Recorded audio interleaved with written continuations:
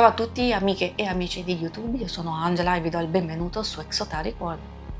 Oggi in questa puntata di Tarocchi e Misteri faremo un'analisi esoterica del duplice omicidio di Nadine Moriot e Jean-Michel Krabbeich-Willy, avvenuto a Scopeti ufficialmente l'8 settembre 1985, facente parte della serie omicidiaria del cosiddetto Mostro di Firenze. Questa lettura è dedicata alla loro memoria. Il mio intento non è condurre un'indagine, ma usare l'energia dei tarocchi come strumento simbolico per esplorare le dinamiche invisibili di questo evento, offrendo spunti di riflessione a chi già conosce a fondo il caso.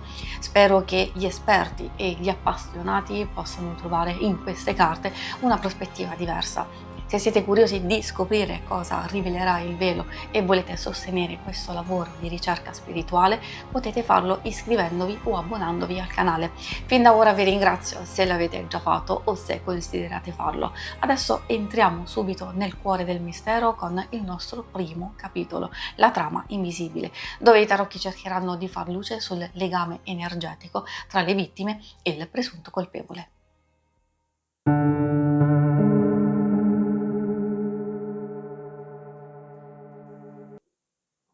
Ogni crimine nasce da un filo invisibile che unisce vittima e colpevole.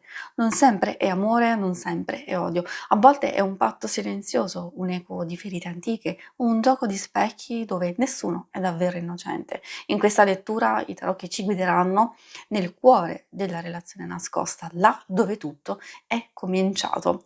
Vi ricordo prima di iniziare che se vi dovessero piacere i mazzi che utilizzo nella lettura, in descrizione trovate i link per vedere sia le recensioni e sia per acquistarli. E adesso partiamo proprio con la scelta delle carte.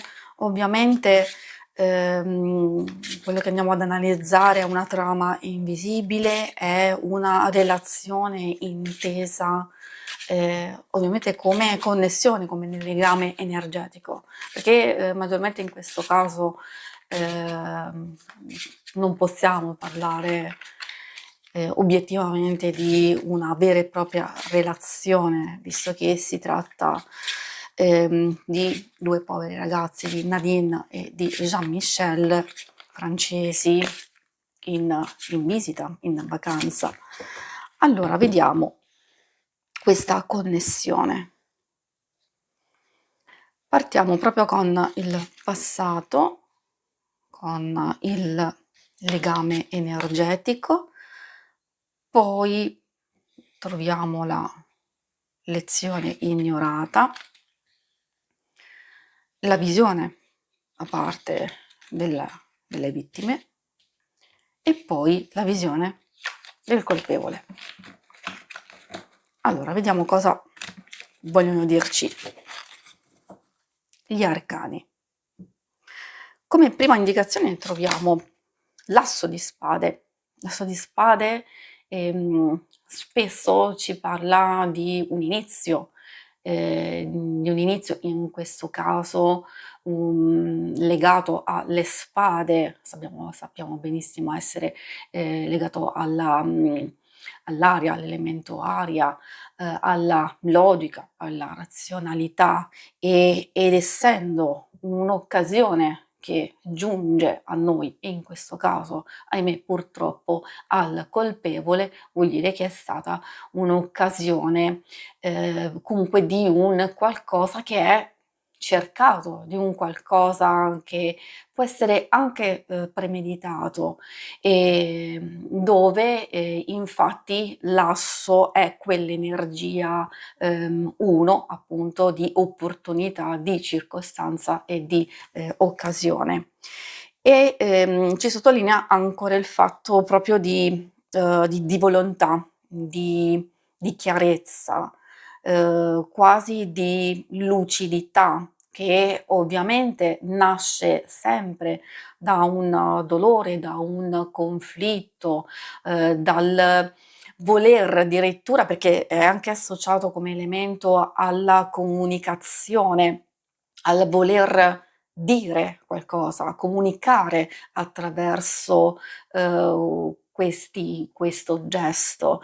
Può essere significativo perché, come detto sin dall'inizio, il fatto di comunicare, di dire qualcosa. Attraverso queste cose sappiamo e andiamo ad analizzare nel terzo capitolo con una letturina in più e che secondo me ci può avvicinare al fatto della busta ricevuta dalla Monica. Però ne parleremo successivamente. Mi è venuto in mente subito perché appunto è l'asso molto particolare come messaggio, perché parla appunto di comunicazione, è vero, di un inizio. In questa circostanza il collegamento, non c'è un vero e proprio collegamento, c'è l'atto in sé per sé, la volontà di fare un qualcosa.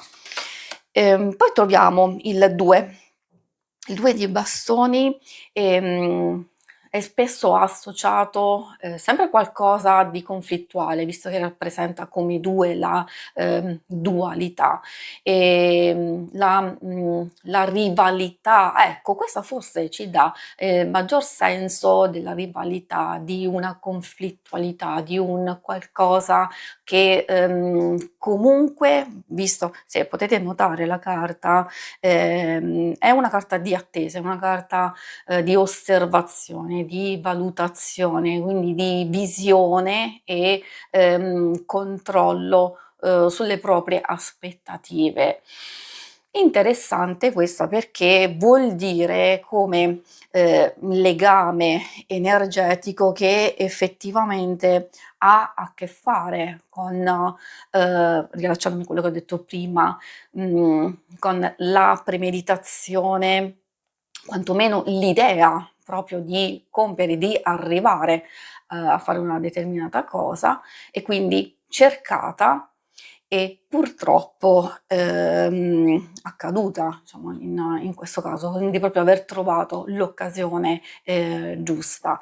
Vediamo adesso l'altra, così man mano abbiamo proprio il quadro completo di questa lettura. Troviamo la regina di coppe, molto significativa perché parlandoci della lezione ignorata, o comunque io consiglio sempre sia di osservare le carte, di ascoltare il proprio intuito, magari quello che sentite, quello che sapete, potete dirmelo nei commenti, in modo tale da anche aiutarmi o aiutarci a vedere meglio alcune situazioni, soprattutto i messaggi che ci vogliono dare le carte. La regina di coppe è vero che in una lettura normale, tra virgolette, ha a che fare con possibili persone, questo sì, però a volte ha anche a che fare con un certo tipo di comportamento, tipo di energia e atteggiamento in senso un po' più generico.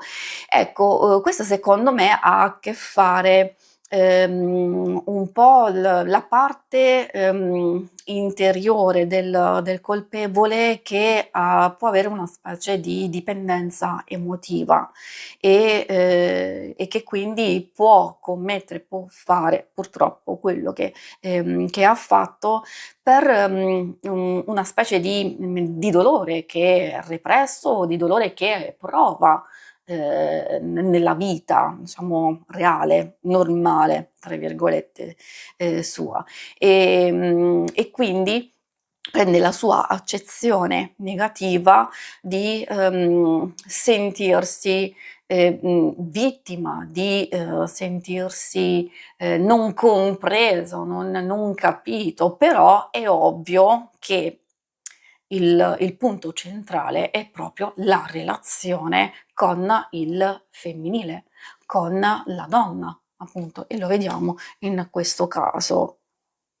Vediamo in questo caso che probabilmente ci fa capire, okay, sì, viene colpita la coppia, ma viene colpita sostanzialmente la coppia, come abbiamo visto in tante altre letture, per dominare insomma quella situazione che probabilmente si rifà al suo malessere, però molto, molto probabilmente il vero oggetto, come ci può suggerire questa carta, è la donna. E adesso vediamo, troviamo l'asso di coppe. anche qui troviamo un asso, totalmente diverso come significato, però ci sta perfettamente, perché questo ha a che fare con la visione da parte delle vittime. È una bella carta, tendenzialmente, ovvio, perché l'asso di coppe parla di intensità, di amore, di un qualcosa di bello effettivamente, quindi è la carta dell'amore. Quindi da parte in realtà della coppia stessa era un momento di gioia, di felicità, di un inizio, quello che era comunque parte del percorso di scoperta, di viaggio, totalmente normale ed effettivamente bello, quindi vuol dire proprio essere totalmente all'oscuro di quello che poi sarebbe accaduto, e questo fa capire che in realtà secondo me proprio va a sottolineare, ovviamente era ovvio e scontato che non c'era nessuna connessione, in realtà nessuna conoscenza. Vediamo adesso. Forse è anche proprio questo che fa parte di tutto il percorso e di quello che ho pensato precedentemente, che il colpevole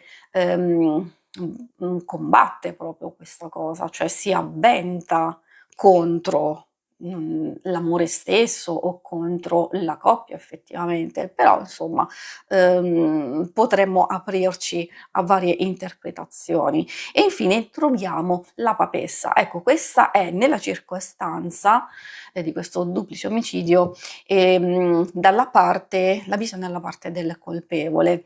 Interessante la papessa perché parla di un segreto profondo, parla comunque di una specie di, io parlo di connessione perché ovviamente non posso parlare di relazione vera e propria e di conoscenza. No, allora, interessante perché secondo me ha a che fare con la conoscenza della persona, del colpevole, forse del luogo, forse di alcune circostanze, o forse visto che c'è osservazione, premeditazione, pensiero, questo non vuol dire che è una cosa, appunto, non è una cosa totalmente casuale, nel senso che si è trovato lì per caso, li ha trovati e bene, approfitto, colgo l'occasione. Sì, è vero, è comunque cogliere un'occasione, ma c'è una base di conoscenza. Magari ditemi voi cosa ne pensate. Secondo me la papessa ha proprio a che fare con lo studio, con la valutazione, con tutto quel filo conduttore che può portare anche a verificare, osservare in altri aspetti. Può anche darsi che li abbia visti, osservati e, non dico tra virgolette, diciamo conosciuti, perché è vero, può esserci stato un contatto, un primo contatto così fugace, ma non una vera e propria conoscenza. Quindi la papessa sì, mi fa pensare che in qualche modo o li abbia osservati qualche oretta prima, qualche momento prima, o comunque ci sia stato un possibile punto di contatto. Questa è il nostro primo capitolo e diciamo che la rete è stata tracciata. Ora sappiamo che il filo tra vittima e colpevole non è sempre visibile, ma lascia nodi, cicatrici e silenzi. La verità relazionale non è mai semplice, ma è lì che il crimine ha preso forma. E adesso passiamo al secondo capitolo, la spinta interiore.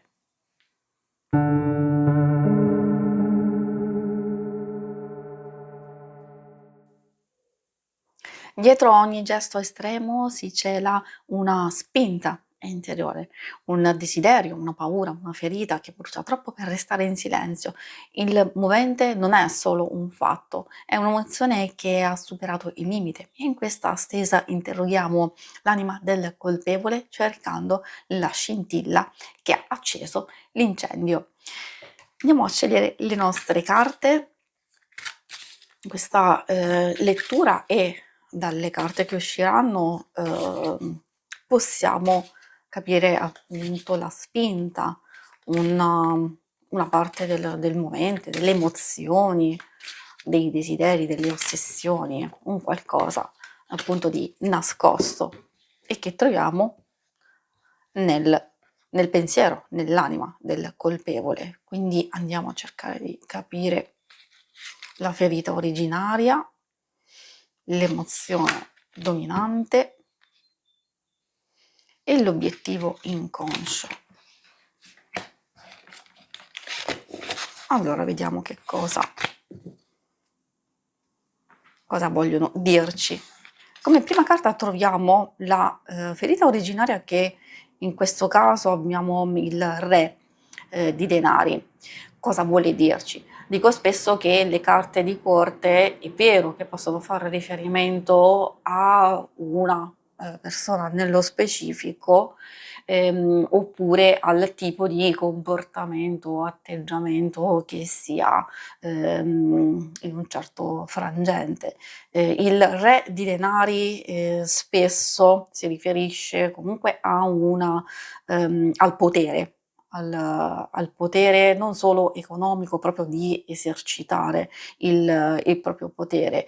E quindi ho visto spesso carte legate proprio al colpevole di voler esercitare un qualche tipo di dominio, un qualche tipo di potere, in questo caso proprio di riuscire a mantenerlo, visto che non è purtroppo il primo che ha compiuto. E quindi ecco, fa riferimento proprio a un qualcosa del genere, quindi di continuare, di non aver proprio paura, timore, anzi, c'è proprio il voler manifestare totalmente il suo controllo e il suo potere, e quindi di compiere qualsiasi cosa ovviamente possa fargli raggiungere i suoi obiettivi, in concretezza ovviamente.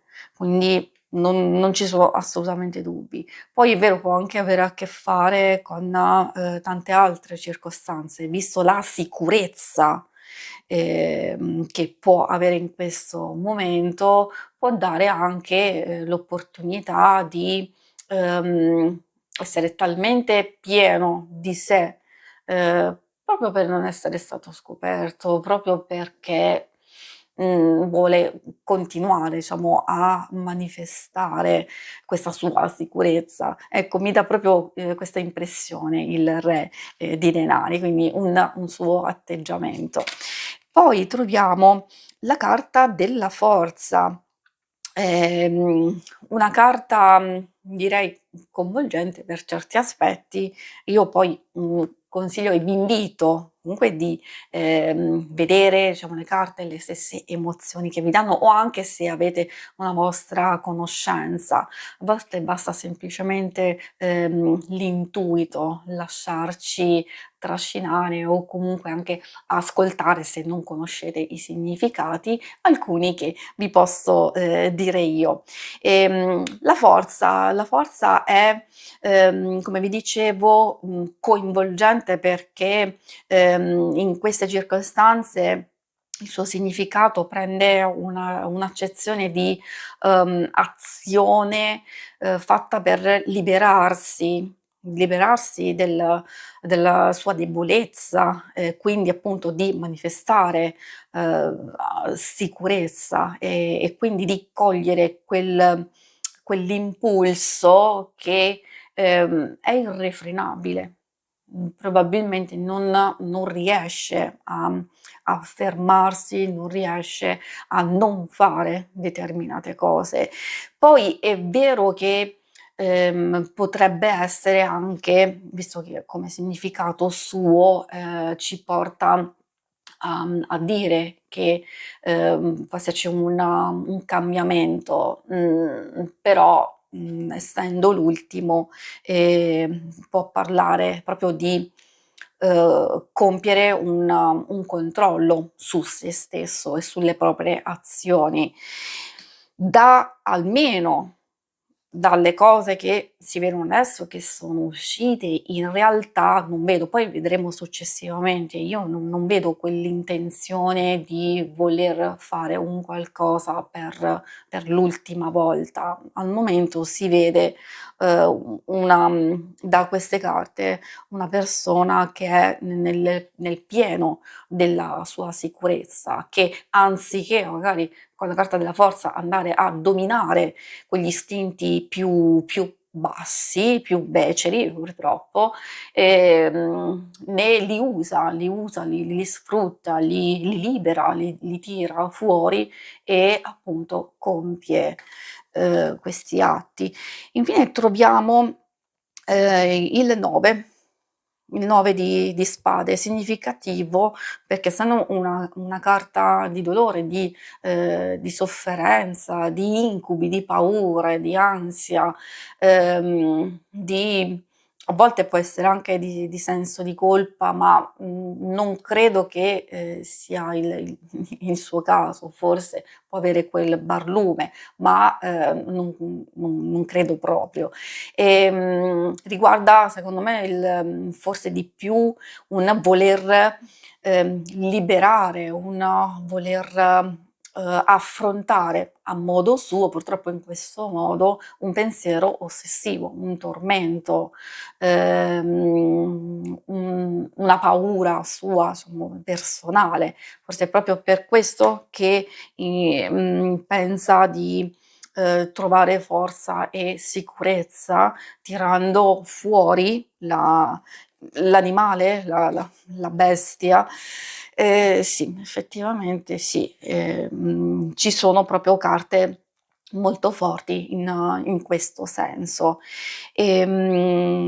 Queste sono le carte di questo capitolo. Diciamo che il movente non è solo un fatto, è, una ferita che ha parlato troppo a lungo nel silenzio. Ora che abbiamo ascoltato la voce dell'ombra, possiamo comprendere il gesto, non giustificarlo, ma decifrarlo. E adesso passiamo al terzo capitolo, la chiave mancante.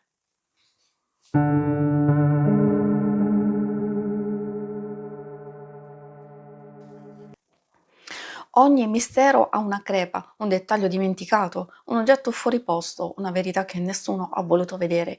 I tarocchi oggi diventano lente di ingrandimento, cerchiamo la chiave mancante, l'inizio che può cambiare tutto perché la verità non si nasconde, si frammenta.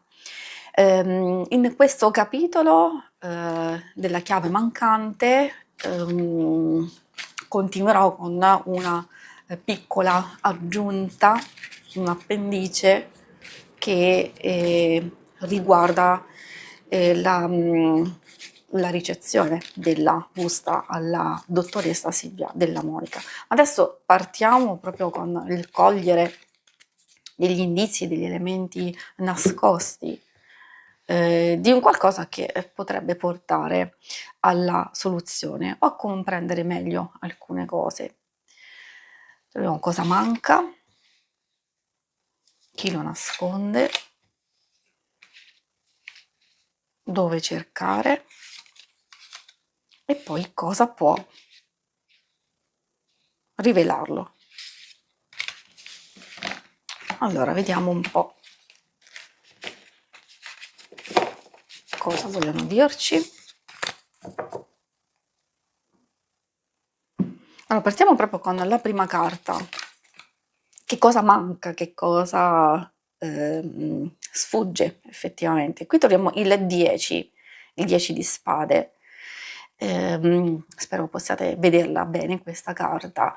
Le spade, il 10 esattamente ha a che fare spesso con la fine, con ecco, proprio adesso mentre stavo parlando in realtà, può venire in mente un qualcosa e anche mentre guardo la carta stessa, proprio legato al dolore, alla sofferenza, a un qualcosa che può essere visto sia da parte del colpevole e quindi, di una una personalità o una specie di azione che è compiuta da queste motivazioni.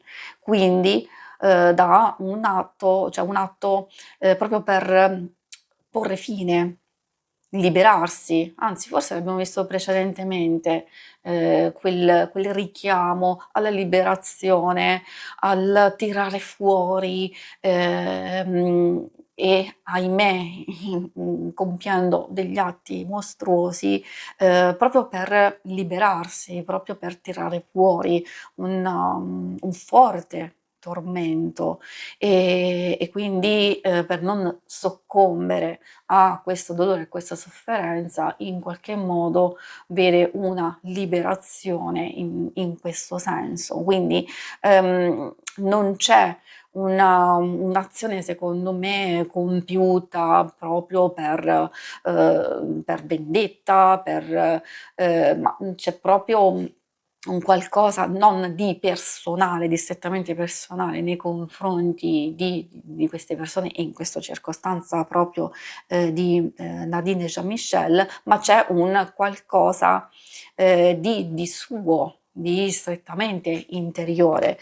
Quindi il 10 mi parla di questo, onestamente. Può parlare anche di conclusione, forse, è lì che, si deve cercare, si deve osservare la fine, la conclusione di un qualcosa, probabilmente lì c'è una motivazione ben specifica. Come vi dicevo precedentemente, dalle carte che sono già uscite in realtà non si vede proprio l'intenzione di concludere, almeno volutamente. Quindi probabilmente ci sono delle cose che devono essere cercate, scandagliate per del perché c'è una conclusione. Se non è voluta, allora ci sono altre motivazioni. Vediamo qui, troviamo sempre una carta di spade e in questo caso l'8.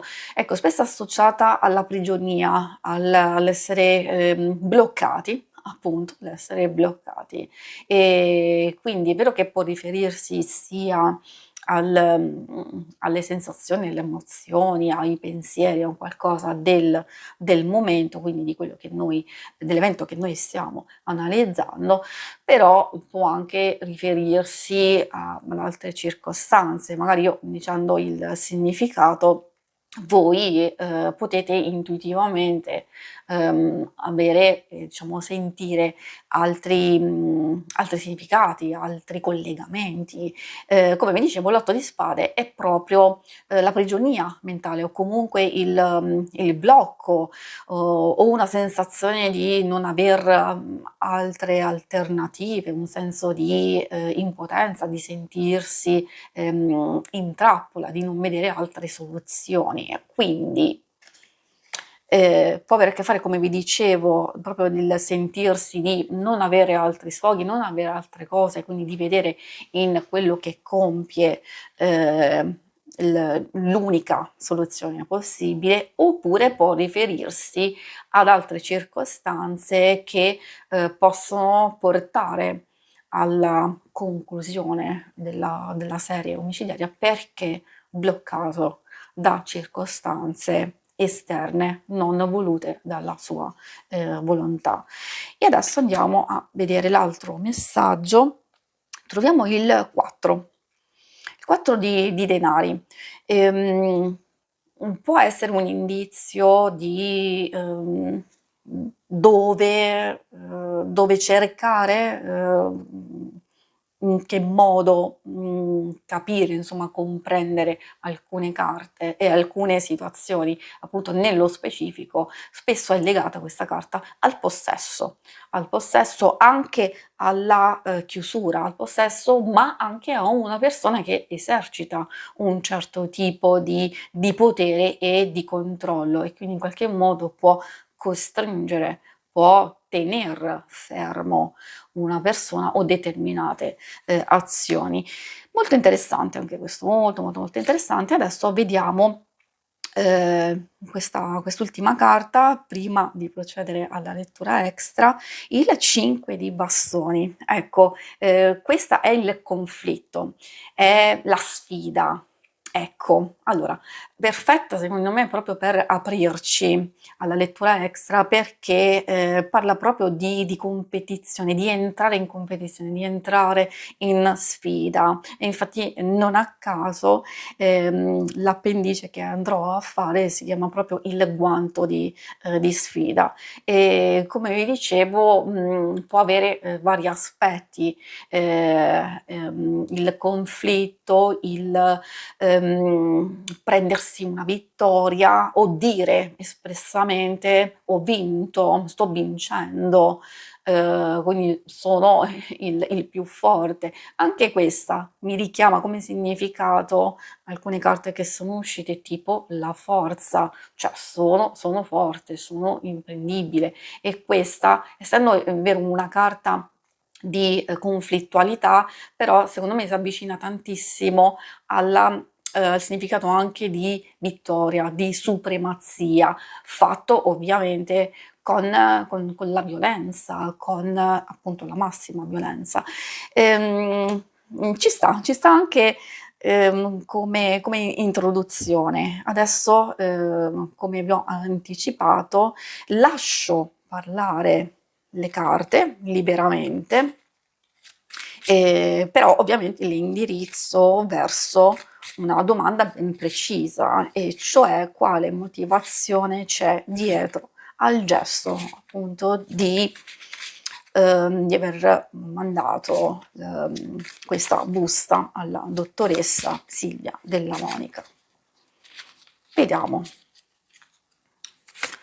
Allora, come prima carta qui troviamo il Papa, in particolare come primo messaggio, perché il Papa si riferisce, allora, si può riferire a sia a un'ideologia, a un'idea, a un qualcosa che magari una persona può aver meditato, pensato, però ricordiamoci che nell'accezione negativa il Papa è una figura superiore, una figura che si sente al di sopra delle regole, perché tendenzialmente è una carta che ci parla di regole, che ci parla di seguire un certo programma, le proprie ideologie. Qui è ovvio che sono totalmente distorte, però secondo me si riferisce proprio, essendo poi anche un'energia a 5, e la numerologia è anche abbastanza importante quando c'è una ripetizione, vuol dire che effettivamente c'è proprio sia una specie di conflitto, però sia allo stesso tempo un forte senso di manifestare la sua superiorità. Quindi molto molto importante come carta. E poi si possono dire tantissime cose di questa figura proprio nell'accezione negativa, quindi un gesto proprio per, non dico per deridere, però quasi per far notare, per punire, una forma di punizione quasi proprio per far notare la mancanza, cioè dell'essere sfuggito, una specie di sfida, ecco, sfida, prendetemi. C'è un po' di arroganza, vedo in queste carte, o addirittura, magari ditemi voi nei commenti che cosa pensate, perché è un'altra sfaccettatura, un altro significato del Papa stesso, una richiesta di aiuto. Può anche essere, certo, perché spesso il Papa salta fuori quando abbiamo bisogno di aiuto, quando stiamo cercando un sostegno, un conforto, un aiuto, quindi effettivamente può anche riferirsi semplicemente a una dualità forse è per questo che c'è il conflitto. Sì, è vero, da un lato magari si entra in sfida, dall'altro lato potrebbe essere anche una richiesta di aiuto.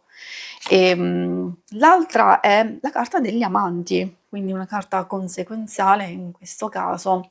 La carta degli amanti riguarda la scelta, quindi un qualcosa che, parlando sempre appunto a proposito della motivazione che c'è dietro questo gesto, è proprio il sottolineare il fatto che sia legato a un senso sia di richiesta, secondo me, sia entrambe le situazioni. Quindi ero un po' indecisa sul fatto che potesse essere solo una questione di sfida e di sfrontatezza, e però diciamo non mi chiamava solo quell'energia lì, onestamente mi chiamava, ecco perché l'ho sottolineato, anche la stessa energia di aiuto, di sostegno.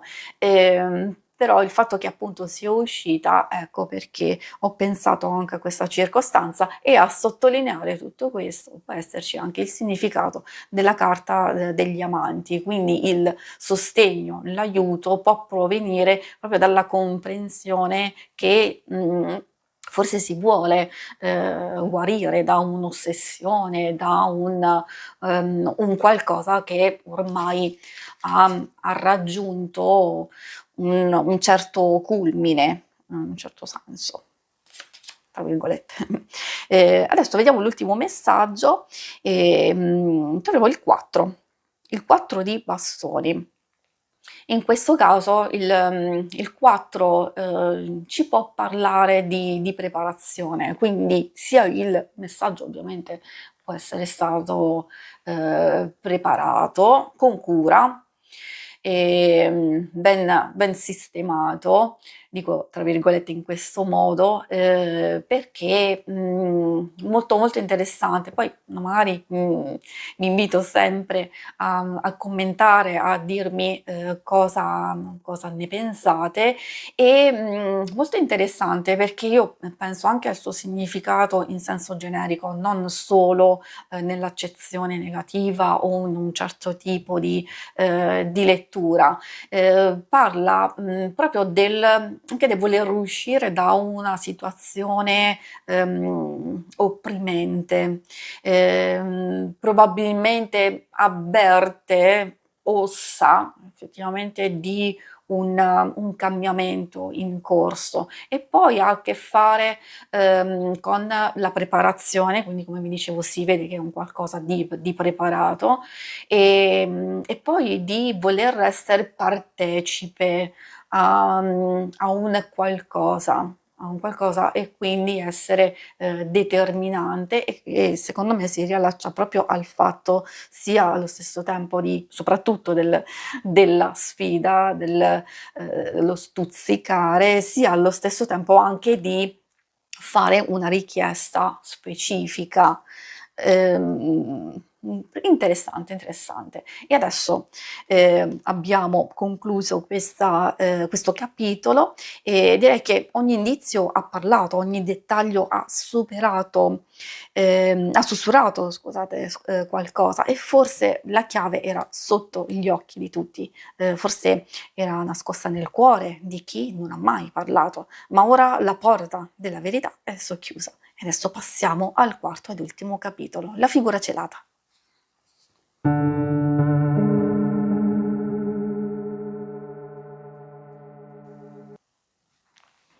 Il colpevole ha un volto, ma non sempre lo riconosciamo, indossa maschere, cambia voce, si muove nell'ombra, eppure ogni archetipo lascia una traccia. In questa lettura i tarocchi ci aiutano a comporre l'identikit simbolico della figura celata. Chi è, come agisce, cosa teme, perché anche l'ombra ha un profilo.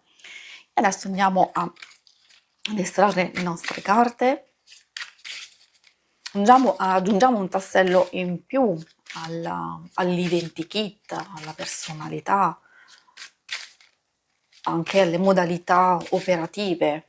Nel corso delle varie letture abbiamo dato vari spunti, abbiamo visto varie indicazioni e adesso appunto aggiungiamo altri tasselli che ci possono aiutare appunto a capire cosa c'è dietro.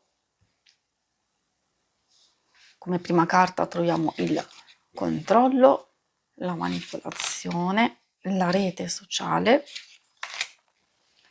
la copertura, un segnale rivelatore. È ovvio che io do un indirizzo ben specifico sia alla lettura sia al significato in ogni posizione della carta, però ci si può anche lasciar trascinare semplicemente dai significati senza per forza incanalarli in un metodo ben specifico.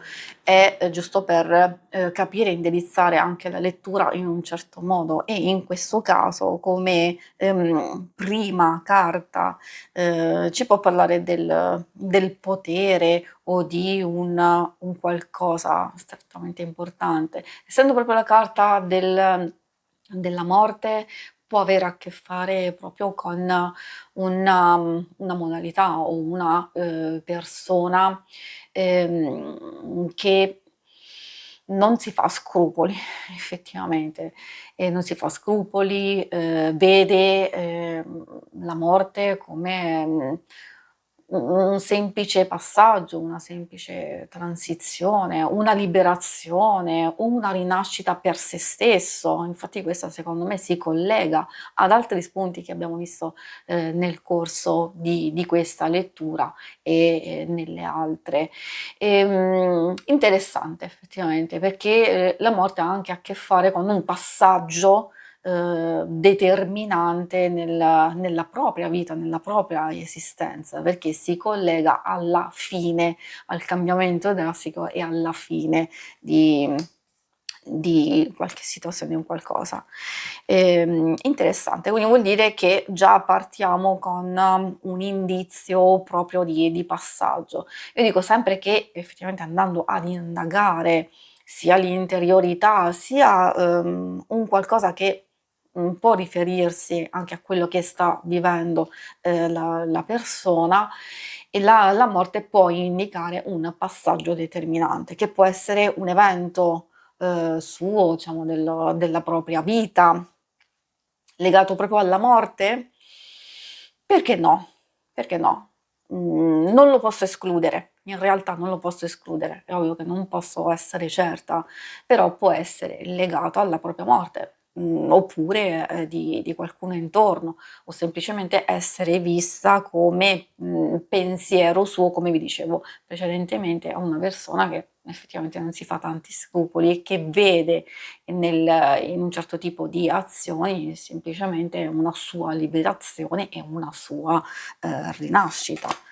E magari appunto ditemi cosa ne pensate voi. Il 2 di bastoni. Il 2 di bastoni è vero, uscito anche precedentemente. In questa circostanza ci può aggiungere qualche tassello in più e ci parla di una situazione dove una persona si trova ad aver di fronte una scelta e una decisione importante, quindi può essere sempre collegata all'azione stessa, cioè all'evento che stiamo analizzando del duplice omicidio, e cioè addirittura la scelta. Ad esempio, magari stava osservando più di una coppia, può essere anche questo, oppure magari si rifà alla stessa osservazione, studio, valutazione, che non è che richiede chissà quanti giorni, basta trovarsi in una certa circostanza, saper dove andare, tra virgolette, a cercare, oppure trovarsi, diciamo, casualmente e studiare la situazione e quindi poter scegliere. Quindi questo potrebbe essere un ulteriore indizio. Per, riallacciarmi a alla carta precedente quel doppio significato, può anche essere perché anche questa indica, proprio, immobilità o indica, l'attesa, star fermi, anche paura del cambiamento.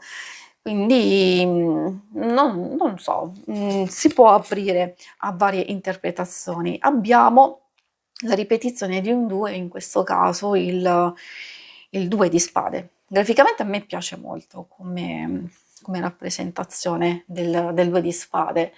In altre circostanze ovviamente viene rappresentata in un altro modo, certo sempre con una figura bendata, in questo caso può, riferirsi, a un tipo di atteggiamento, e cioè di azione fredda, di azione, distaccata, di una persona, perché stiamo sempre analizzando parte della sua personalità, di una persona che nega la realtà dei fatti, una persona tendenzialmente insicura, e forse è proprio per questo che cerca di manifestare la sua superiorità, la sua bravura, il suo potere in questo modo. L'ha provato e ha continuato perché si vede che è in queste azioni che si sente sicuro, e non nella vita reale, personale. Che magari, è bloccato in alcune circostanze, perché spesso magari sta sulla difensiva, ecco. Intercettare già una persona che ha, questo tipo di atteggiamento, questo tipo di comportamento può aiutare tantissimo. Di una persona che reprime i suoi tende a reprimere i suoi sentimenti. La ripetizione del 2, come vi dicevo, è abbastanza, curiosa per certi aspetti, anche nel corso della lettura, soprattutto nel primo capitolo abbiamo visto dei 2 che si sono, ripetuti, che ha a che fare con la dualità, sempre con la decisione o il conflitto e, la scelta, e quindi il voler, commettere qualcosa o il voler vivere la dualità, quindi 2 aspetti di sé, della sua personalità, della sua doppia vita effettivamente. Poi l'altro messaggio arriva dall'8 di coppe.